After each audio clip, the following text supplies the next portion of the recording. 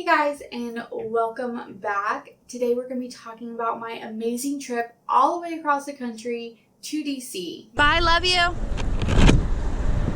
My first time ever, and what it means to be a military influencer and what is a military influencer conference like. I'll be going over an entire review of it and give you snapshots of the 3 days that I was there. So stay tuned.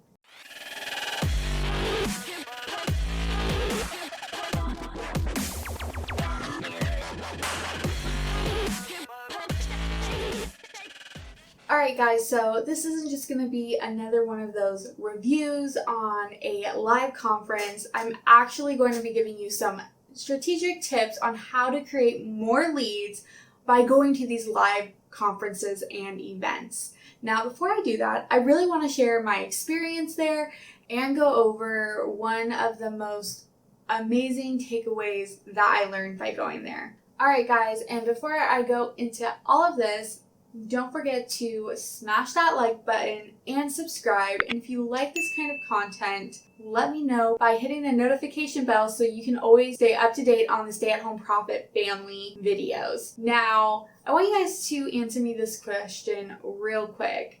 What does it mean to you to be a military influencer? Let me know in the comments below.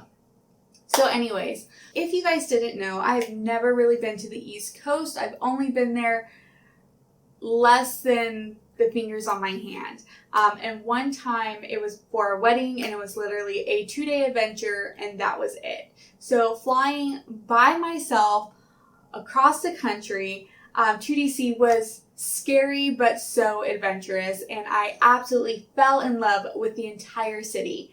It was so amazing. The Military Influencer Conference has been going around for 3 years now. This was my first time actually going there. And from my understanding, the previous year, there was only about 300 to 400 people. This year, the year that I went, there was over 900 people. It was crazy. Vets, active duty, reservists, military spouses. You guys, if you were a part of the military community, you were there. If you support the military community, you were there, and it was so amazing. We are a small community, so it's so crazy when we can all get together in one location. So my overall assessment of the entire 3-day trip was truly just remarkable. Just the people I met, the amazing companies and businesses out there that not only supports the military community, but are doing so much for the entire community as a whole, whether you're a civilian or in the military community, just what they were producing, whether it was products or services, nonprofits, apps, it's just mind-blowing.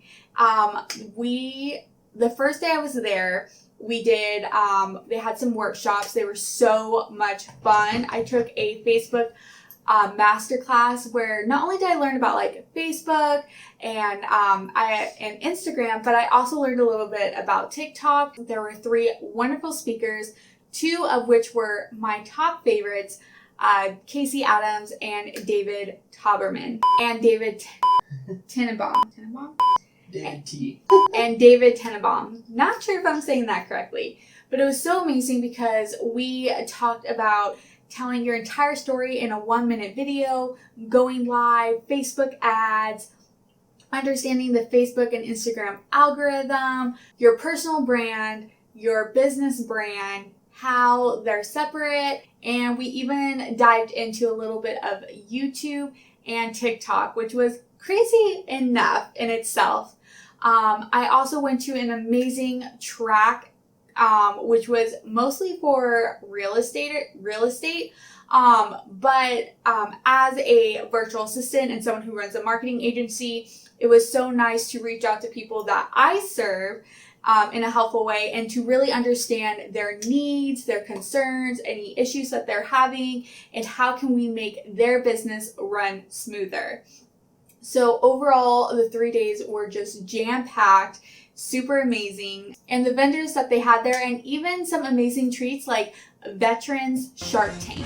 I got to watch a few rounds of vets pitching their ideas and their businesses in like a real life Shark Tank moment. It was so cool. One of my personal favorites was a software to help nonprofits with their volunteers. I truly fell in love with their pitches and the entire environment as a whole. I even got to hear one of my really good friends, Kimber, speak on a panel, and I was just so blown away with the speakers and the workshops in itself. It's something that I'm super excited to go back into 2020 and take the strategies that I learned while I was there on generating leads and really pushing them again next year. Now, let's go over this good stuff. What are the strategies to generate more leads when going to a live event? Well, first of all, is to actually bring business cards. A lot of people are going to tell you business cards are dead, they're just pieces of paper.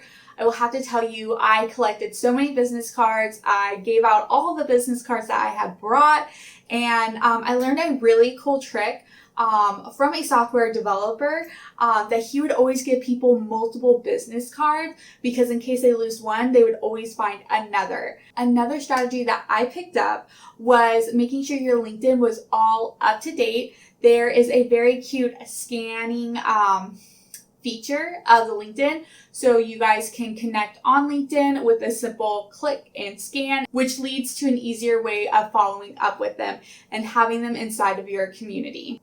Now, my third strategy is seeing if the live event is connected to the WOBA app. If it is, do a lot of engagement and community networking before the event, during the event, during breaks, lunches, and really networking through the actual community events, which are like mini events that the community members put on together.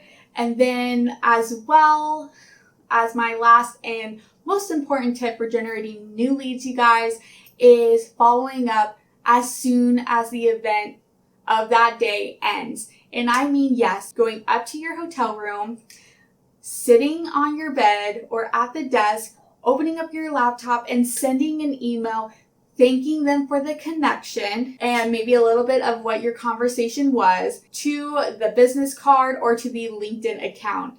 This helps because A, you're fresh in their mind, you've made a personal connection so they don't get lost in the handful of business cards in your purse or in their purse or the hundreds of connections they met on LinkedIn.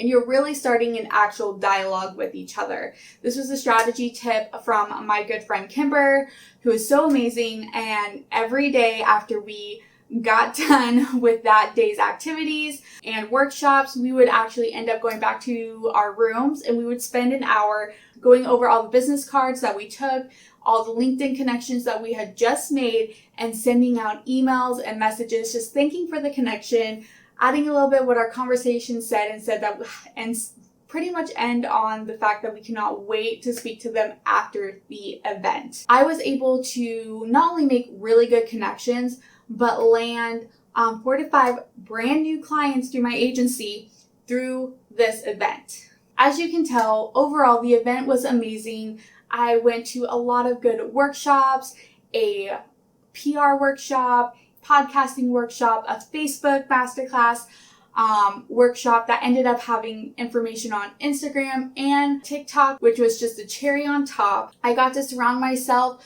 with amazing people who are trying to make a difference with their businesses and support the military community. And I got to be around people who were military influencers.